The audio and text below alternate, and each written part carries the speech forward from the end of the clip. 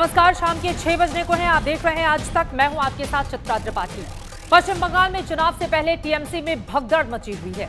TMC विधायक मिहिर गोस्वामी के BJP में शामिल होने के बाद मंत्री से इस्तीफा दे चुके शुभेंदु अधिकारी के बीजेपी में जाने के आसार तेज हो गए हैं।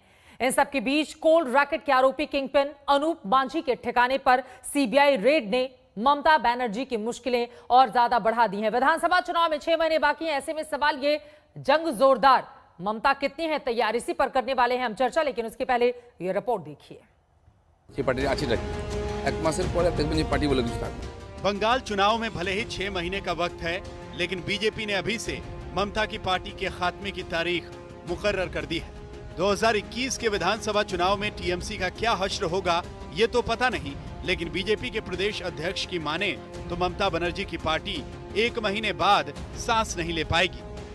प्रतिश्रुति दीदी এখন উনি প্রতিশ্রুতি দিদি হয়েছেন, ইলেকশনের আগে সব প্রতিশ্রুতি দিচ্ছেন সবাইকে। তো এই কল্পতরু যদি হতেন 10 বছর আগে, আজকে এই দুরবস্থা হতো না, লোকে পার্টি ছেড়ে পালাতো না। যে পার্টি ছেড়ে এমপি চলে যায়, এমএলএ চলে যায়, মন্ত্রী চলে যায়, সেই পার্টির আছেটা কি? 1 মাসের পরে দেখবেন যে পার্টি বলে কিছু থাকবে। बीजेपी के आक्रामक प्लान से ममता की पार्टी में खलबली है, भगदड़ मची है। बारी बारी से बिछड़ने का सिलसिला जो शुरू हुआ था, उसकी रफ्तार तेज हो गई। दिलीप घोष का ये बयान यूं ही नहीं है। परिवहन मंत्री से इस्तीफा दे चुके शुभेंदु अधिकारी के भी बीजेपी में शामिल होने की अटकलें तेज हो गई। वहीं टीएमसी विधायक मिहिर गोस्वामी ने शुक्रवार को बीजेपी का दामन थाम लिया। कैलाश विजयवर्गीय ने उन्हें बीजेपी की सदस्यता दिलवाई। बीजेपी का दावा है कि कई और विधायक, मंत्री, सांसद संपर्क में हैं जो ममता का साथ छोड़ सकते हैं। वहीं अमित शाह और जेपी नड्डा के बंगाल दौरे से टीएमसी बैकफुट पर है। संभावना जताई जा रही है कि बीजेपी अध्यक्ष जेपी नड्डा 8 या 9 दिसंबर को बंगाल जाने वाले हैं। यानी इस बार बीजेपी ने बंगाल की सियासत के सारे समीकरण बदलने के लिए एड़ी चोटी का जोर लगा दिया है। 2021 की लड़ाई 2016 जैसी नहीं रहने वाली। 294 सीटों वाले पश्चिम बंगाल विधानसभा में 2016 चुनाव में ममता बनर्जी की पार्टी टीएमसी सबसे ज्यादा 211 सीटें जीतने में कामयाब हुई थी। वहीं कांग्रेस ने 44 और वामपंथी दलों ने 26 सीटें जीती थी, जबकि बीजेपी को महज 3 सीटों पर ही जीत मिली थी, जबकि दूसरी पार्टियों के खाते में 10 सीटें आई थी। लेकिन ये बातें करीब 4.5 साल पुरानी हो चुकी हैं। फिलहाल तो ममता अपनी पार्टी में आए भूचाल से ही परेशान है और इस परेशानी से निपटने के प्लान के बीच आसनसोल में सीबीआई की रेड ने सिरदर्द बढ़ा दिया है। अवैध कोल रैकेट के किंगपिन अनूप मांझी की तलाश सीबीआई को है। 3 राज्यों के 40 ठिकानों पर सीबीआई रेड में बंगाल के कई ठिकाने हैं। अनूप मांझी उर्फ लाला पर आरोप है कि बंगाल की सियासत में सत्ता से उनके तार जुड़े हुए हैं। गृह मंत्री अमित शाह ने हालिया बंगाल दौरे के दौरान कहा था कि लाला पर कार्रवाई से दीदी को इतना दर्द क्यों हो रहा है। ममता जी पहले जरा लाला जी से अपने रिश्ते उजागर कर दे, सार्वजनिक कर दे कि उनको क्यों इतनी चिंता हो रही है। कोयले की रेवेन्यू राज्य सरकार को भी मिलती है, केंद्र सरकार को भी मिलती है। कोयले की रेवेन्यू की चोरी करने वाले व्यक्ति के लिए इतना क्यों चिंता हो रहा है। ये महिलाओं के अपराध के आंकड़े कम करने के लिए इतनी चिंता करी होती तो ज्यादा अच्छा होता।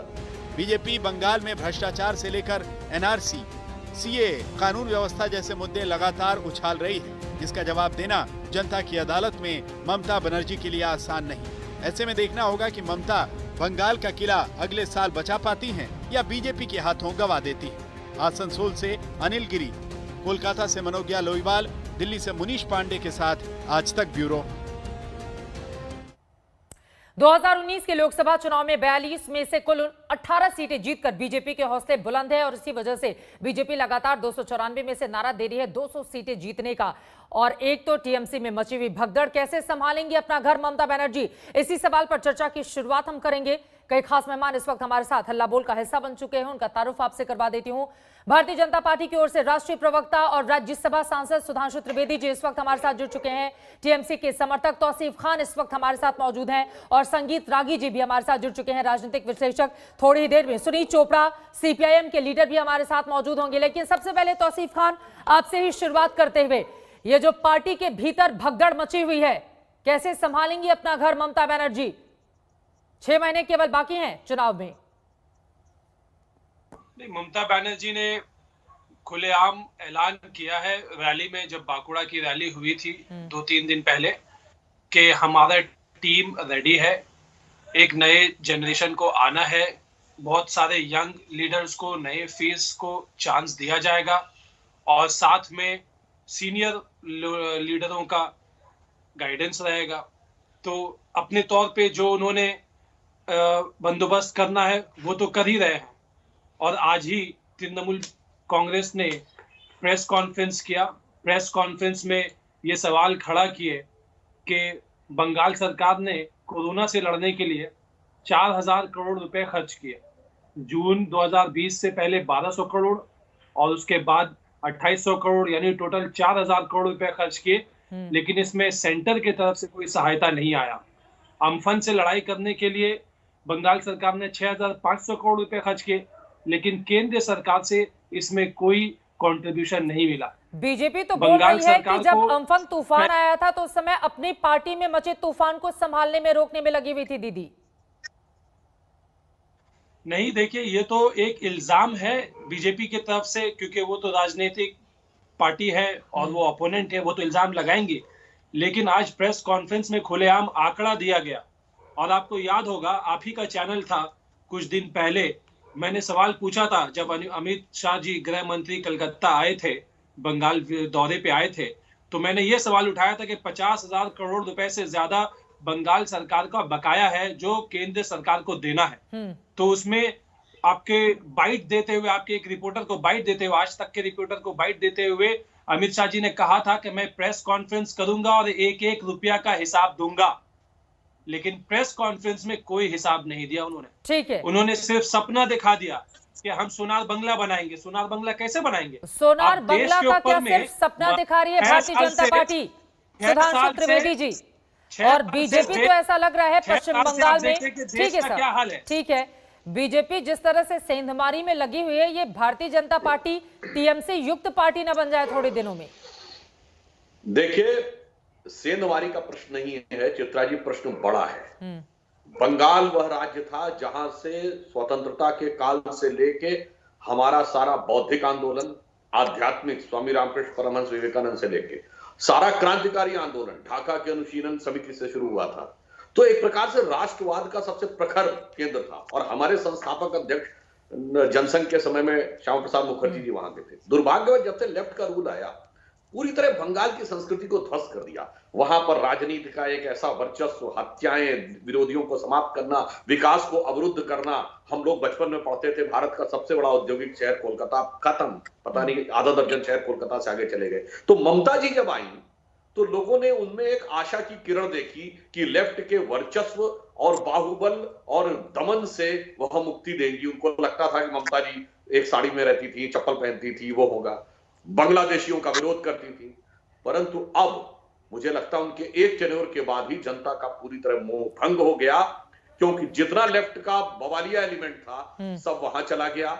उनकी नीतियां वही हो गई जिस पर वो लेफ्ट का विरोध करती थी। उदाहरण के लिए बांग्लादेशी घुसपैठियों को लेकर खत्म होके चला गया टीएमसी में, अब टीएमसी खत्म होकर क्या बीजेपी में नहीं आ जाएगा? आप लोग तो सेंधमारी में ही लगे हुए ना? क्या गलत बोला मैंने कि उनके नेताओं को बातें आप लोगों के खिले हुई हैं उनको बुलाने के लिए? शुभेंदु अधिकारी ने तो अभी हाँ भी नहीं कहा, तब तक आपके नेताओं का बयान आ गया कि हम तो स्वागत के लिए तैयार हैं। देखिए, विकास के नाम पर जो आशाएं थी जी, उन पर पूरी तरह तुषारापात हो गया।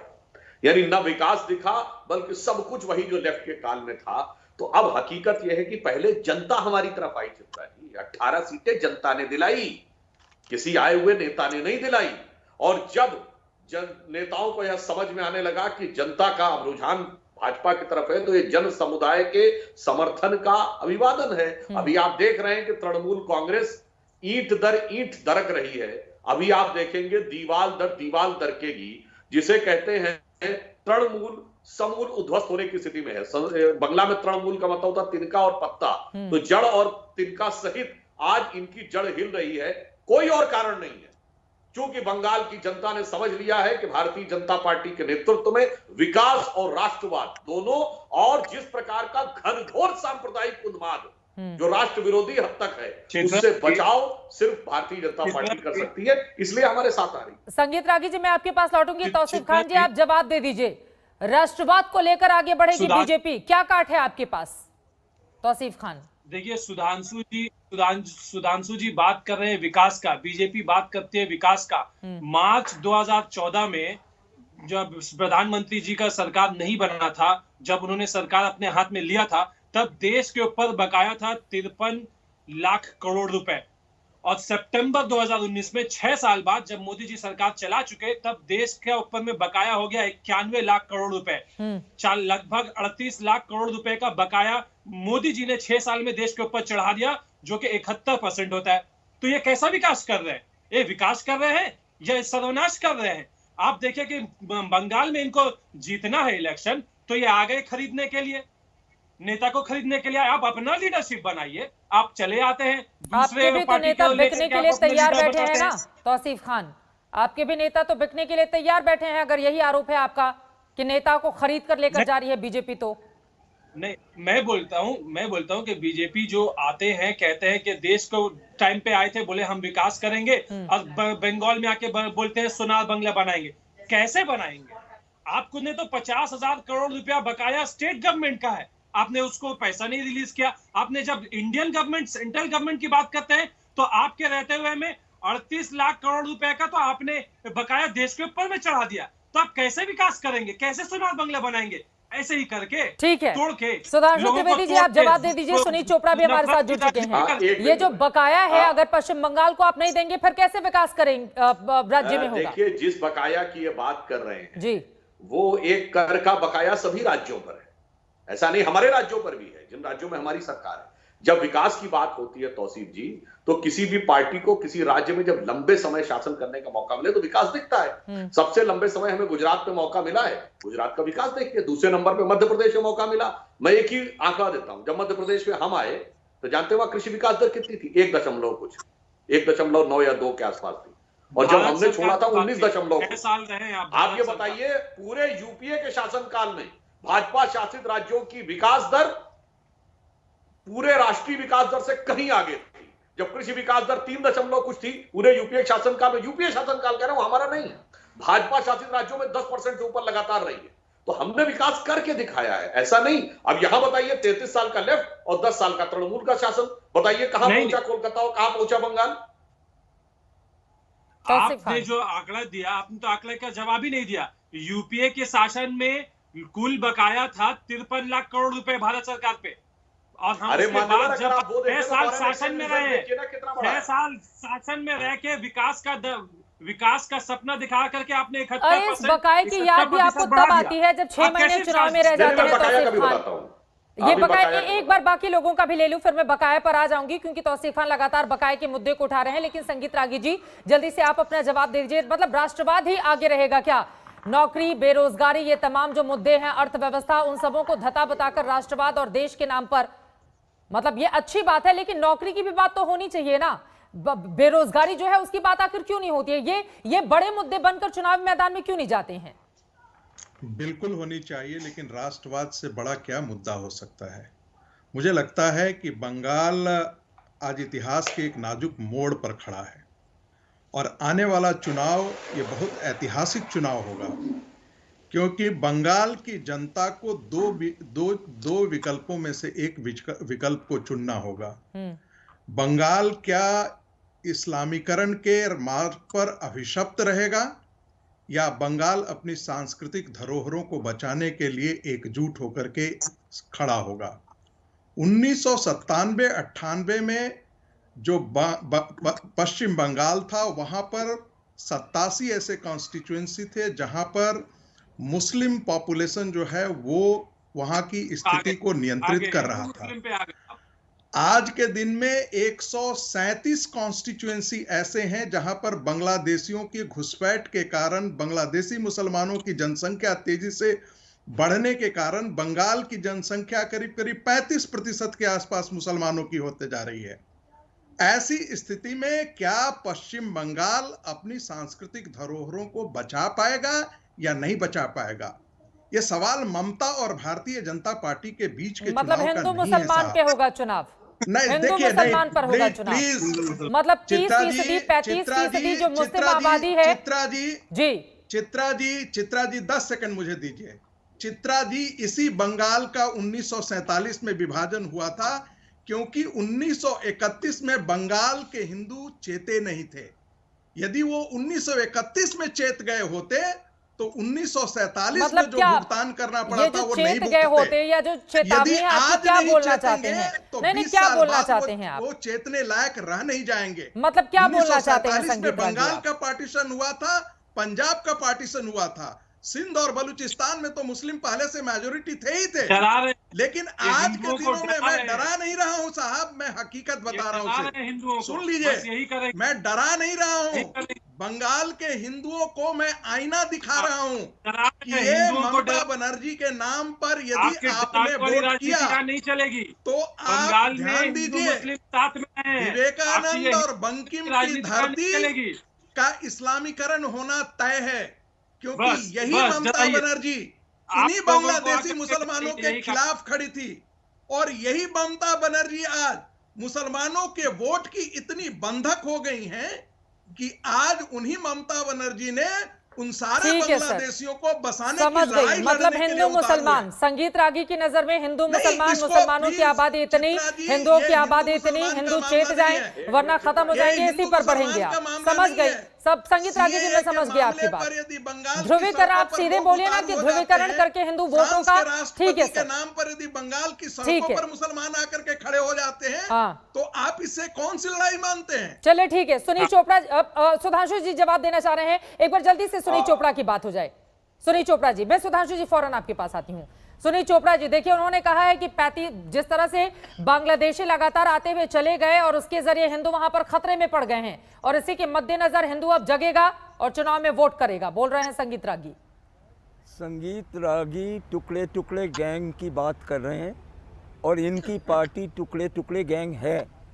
मैं अभी किसानों के दोनों कैंप देख के आया हूँ, बुराड़ी में भी और सिंगुन में भी, और मैं आपको बता आप दूं देखते रहिए कि उधर ना सिख है, ना मुसलमान है, ना हिंदू है और ना ईसाई है, वो सब किसान हैं।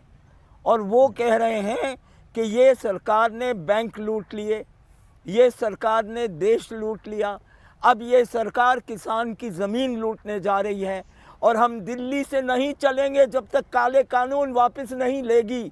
बंगाल में क्या जा रहे हो, दिल्ली को संभाल लो।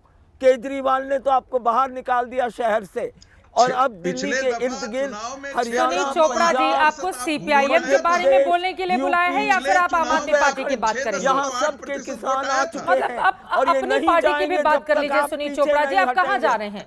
आप कहाँ जा रहे हैं? मतलब आम आदमी पार्टी की आप वकालत कर रहे हैं यहाँ पर। आप अपनी चित्रा पार्टी जी, के बारे में पिछले- बताइए ना, वो बंगाल में कहाँ पर खड़ी है? चित्रा जी, हमारा पिछले ये कहना चुनाव में है इनको कि 6.8% हमने वोट आया था बंगाल में राज पूरे किया, वामपंथ उसमें को, 12 CPM को। लाख किसानों को हमने जमीन दी। हाँ, इनसे पूछो इन्होंने कभी किसी को कुछ दिया? ये तो लोगों को कर्जा देने के अलावा और कुछ नहीं किए हैं। देश को कर्जमंद कर दिया और एक एक इंसान पे पता नहीं कितने लाख कर्जा डाल दिए। इनके चित्रा जी, काम तो मैं ये है, उत्तर वो देना चाहता कारनामे हूं, की प्लीज। बात करें। नौकरी है नहीं, बिहार की आधी जनता बेरोजगार थी, इसीलिए एक नौजवान तेजस्वी ने मोदी को हरा दिया, 65 सीट कहाँ लेके हराया आया, सर? और इनको अब मिले किसकी सरकार कम बनी है? 64। अभी आप लोगों की नींद नहीं टूटी है क्या बिहार में? तो या पहले दर्द गया हार नहीं चुके अभी हैं, आपका? और कहाँ हारेंगे? अब हैदराबाद में हार के आ जाएंगे। चल, सुधांशु त्रिवेदी जी कुछ बोलना चाह रहे हैं, मैं फौरन आती हूँ संगीत रागी जी। सुधांशु जी, लेकिन 2016 तो बीजेपी को याद रखना चाहिए ना, 200 से ज्यादा सीटों पर आप चुनाव लड़ते हैं और सिर्फ 3 सीटें जीत कर आते हैं, और विधानसभा और लोकसभा में थोड़ा तो फर्क होता है ना। यहाँ पर तो आपके पास चेहरा भी नहीं है जिसको आप मुख्यमंत्री के तौर पर प्रोजेक्ट कर सके। पश्चिम बंगाल में ममता दीदी के आगे किसको खड़ा करेंगे आप? देखिए, उसके बाद के हुए जितने उपचुनाव रहे उसमें नंबर 2 कौन रहा? भाजपा। ग्राम पंचायत चुनावों में नंबर 2 पे कौन रही? भाजपा। तो हम क्रमशः आगे बढ़े हैं ना।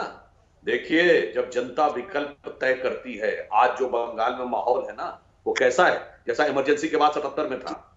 जनता पार्टी ने किसी को नेता प्रोजेक्ट नहीं किया था, जनता ने तय किया था कि अब इंदिरा गांधी के उस दमनकारी शासन से मुक्ति चाहिए। वही ममता जी के साथ अब होने जा रहा है। और जो सुनील चोपड़ा जी ने कहा, इस पर और तो वही मुझे चित्रा जी बीजेपी एक के बात याद साथ आती होने है जा रहा है कि आप ये समझ लो। आज कम्युनिस्ट पार्टी जब दिल्ली आके पे प्रवचन देती है किसान तो आ मुझे चुका कहावत याद है, आती नहीं है जाएगा कि आग जब लगे तक हमारी आपको गिरा झोपड़िया के में हम नहीं गाय जाएगा। मल्हार, ये उसी में खुश हैं। और इनके राग मल्हार की हकीकत देखिए, किसानों पे बात कर रहे हैं।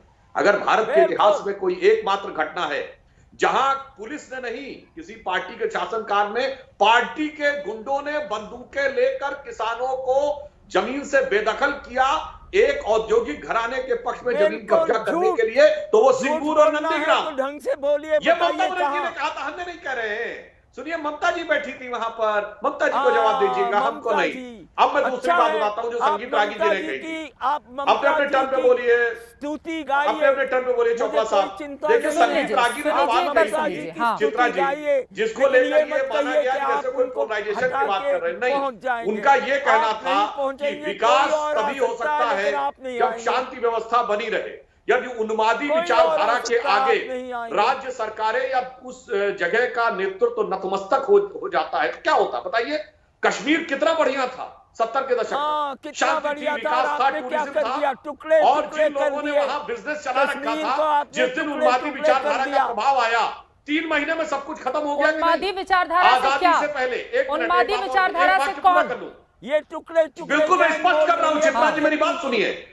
क्या वो 35% की पूरी पश्चिम बंगाल की आबादी जिसको आप उन्मादी विचारधारा से प्रभावित बोल रहे हैं? लाहौर और कराची के सारे बिजनेस किसके हाथ में था? एंटरप्रेन्योरशिप में हिंदुओं के हाथों में। 1 साल में खत्म हो गया। यही कोलकाता में जहां 16 अगस्त 1946 को डायरेक्ट एक्शन डे हुआ था। अगर उस समय सरकार झुकी नहीं होती तो देश का विभाजन नहीं होता। 1 साल में विभाजन हो गया। इसलिए ये सारा विकास तब तक संभव है जब तक आप उन्मादी तत्वों के ऊपर नियंत्रण रख सकते हैं, और लेफ्ट की सरकार और ममता जी की सरकार उस पर नियंत्रण रखने में पूरी तरह नाकाम। सुधांशु त्रिवेदी जी, फिर ये सबका साथ, सबका विकास, सबका विश्वास कहाँ गया? अगर हिंदू मुसलमान बीजेपी वहां पर लड़ेगी तो सबका साथ और विश्वास हटाएगी, किसी को लाएगी, आपको नहीं लाएगी। अरे भाई क्या तरीका, सुनील चोपड़ा जी, आप वरिष्ठ होकर इस ढंग से लगातार बोलते हैं, क्या तरीका है ये?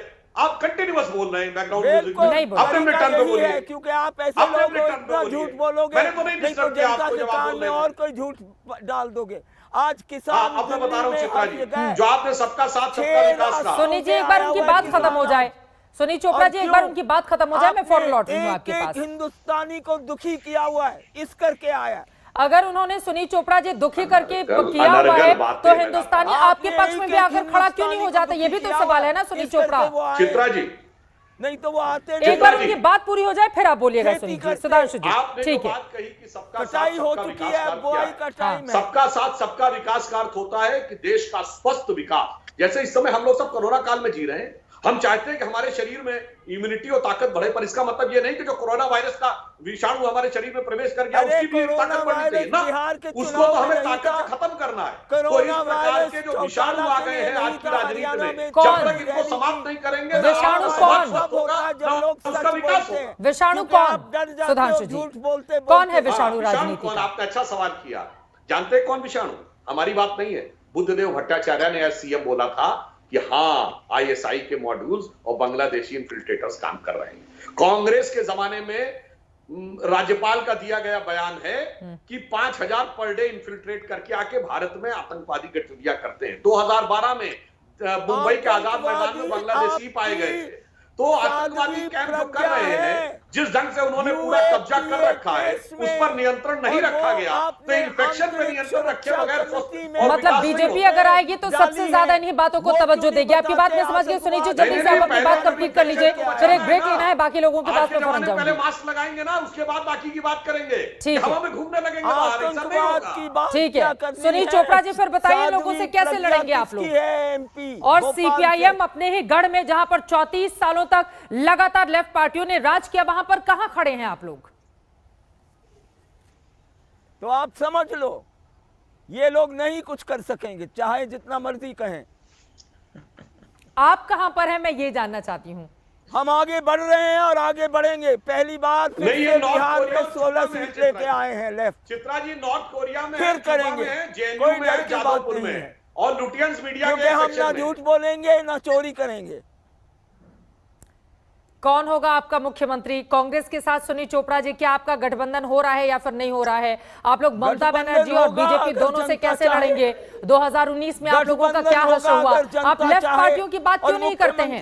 अभी तो बिहार में आपने इतना अच्छा प्रदर्शन किया, उसके बावजूद भी आप दूसरी पार्टियों पर ज्यादा तवज्जो देते हैं। ठीक है, मैं फौरन लौटूंगी संगीत रागी, तौसीफ खान आपके भी पास में लौटूंगी। जंग जोरदार, ममता कितनी तैयार, इसी बात को लेकर हल्ला बोल में लगातार हम बहस कर रहे हैं। वैसे जरा इतिहास जान लीजिए, आजादी के बाद से 1977 तक तकरीबन कांग्रेस पार्टी की सरकार पश्चिम बंगाल में रही। 1977 से लेकर 2011 तक लेफ्ट पार्टियों ने राज किया और 2011 से लेकर लगातार टीएमसी का शासन है। लेकिन इस बार बीजेपी का पूरा जोर जारी है और ऐसे में सवाल यही है कि तौसीफ खान साहब अपनी सत्ता ममता बनर्जी बचा पाएंगी या फिर नहीं बचा पाएंगी? और ये जो भगदड़ मची हुई है, इसको रोक पाने में कामयाब क्यों? क्योंकि नेता बाहर निकल कर ये बता रहे हैं कि कैसे उनका दम घुटता था पार्टी के भीतर, तो अपने ही नेताओं को रोक पाने में वो नाकामयाब रही, तो बीजेपी को कैसे रोकेंगी?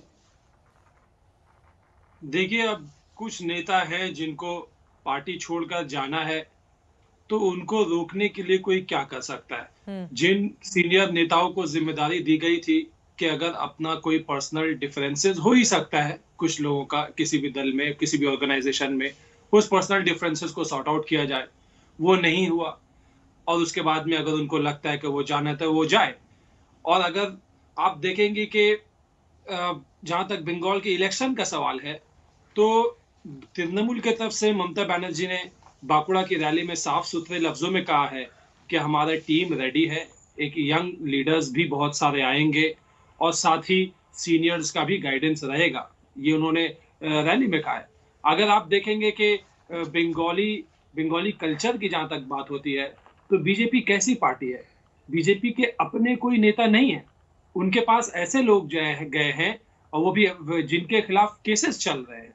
तो क्या जो नेता जो यहाँ पे केसेस जिनके खिलाफ होता है, वो बीजेपी ज्वाइन कर लेने से वॉशिंग मशीन की तरह धुल जाते हैं?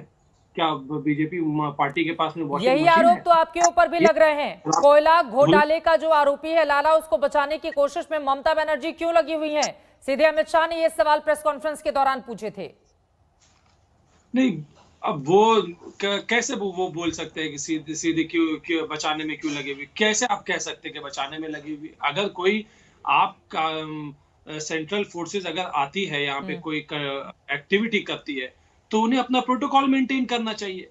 भाई, बंगाल तो ऐसा नहीं है कि ये किसी गुजरातियों का स्टेट हो गया या यहाँ के सरकार को बर्खास्त कर दिया गया हो, ऐसा तो नहीं है। गुजरातियों का स्टेट हो मतलब क्या कहना चाहते हैं आप?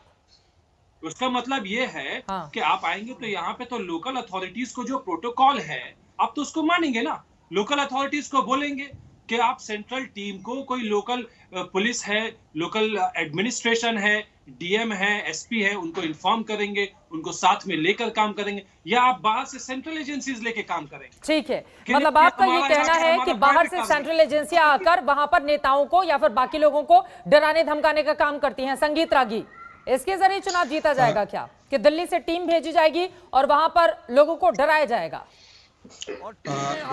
देखिए चित्रा जी, चित्रा जी आ रही हूँ सुनी जी, अब आपके पास ही आऊंगी। बोलिए संगीत रागी।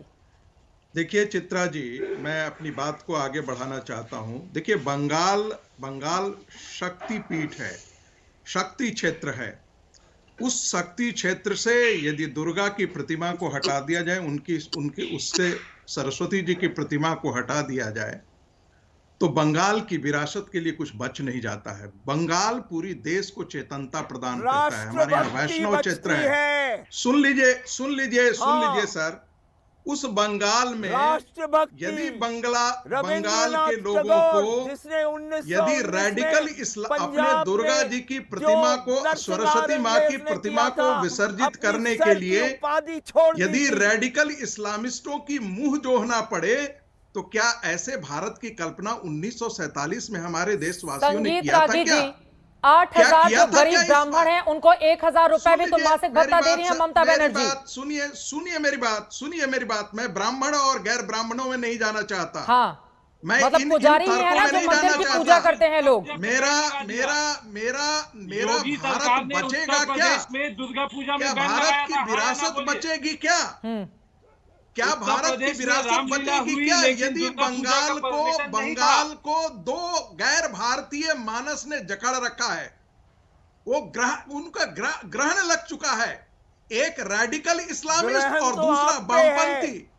वामपंथियों से इस जातिवाद का। देश का छुटकारा हो चुका है, सती क्योंकि पूजा पश्चिम का। बंगाल की राजनीति में वो 6.8% पर आ गए थे।